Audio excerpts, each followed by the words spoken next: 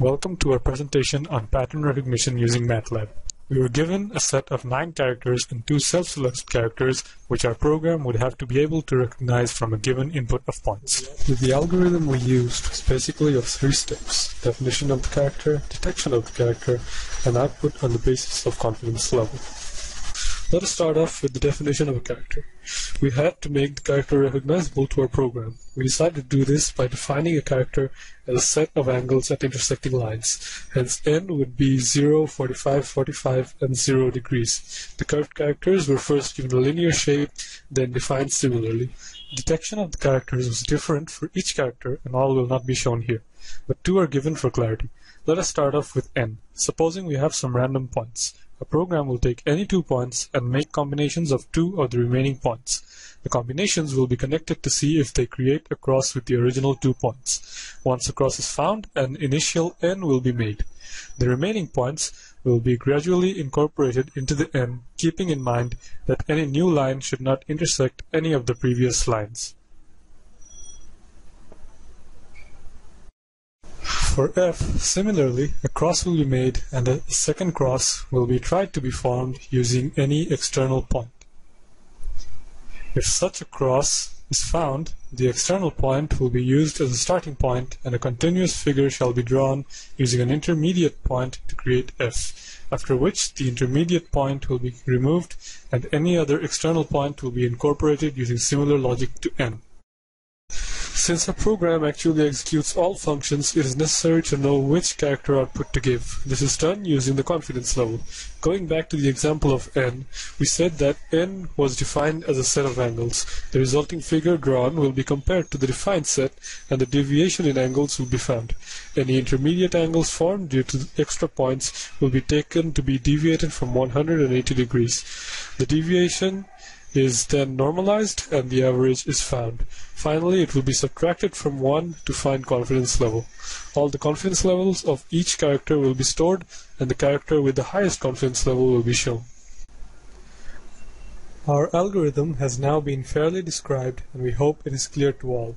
Let us check a few test runs of our program to see if it works.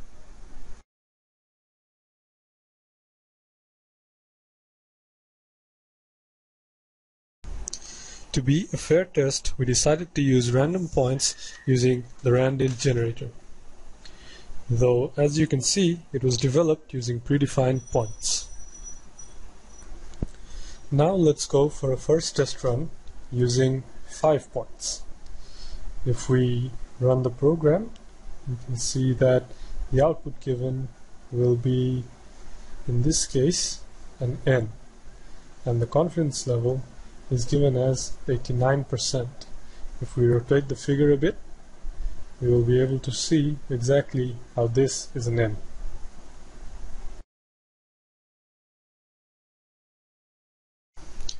If we run a second test, once again using 5 points, this time we'll see that the output is undoubtedly a w, and the output given by the program is also a w. The confidence level is given as 87%. The figure needs no explanation. We can easily see that this is indeed a W. This time, test run using 7 points. Let's see what the program generates. As you can see, the figure is fairly unusual, but the program says it's an F. Let's try and rotate the curve to see if it's an F or not. After some difficult rotation, we can see that this is actually a fairly good F. And the program says that the confidence level is 82%. The elapsed time is over 3 seconds.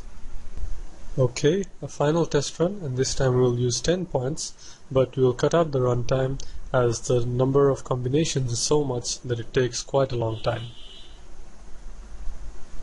As we can see, the output generated looks to be like a G, and the program says it's a G.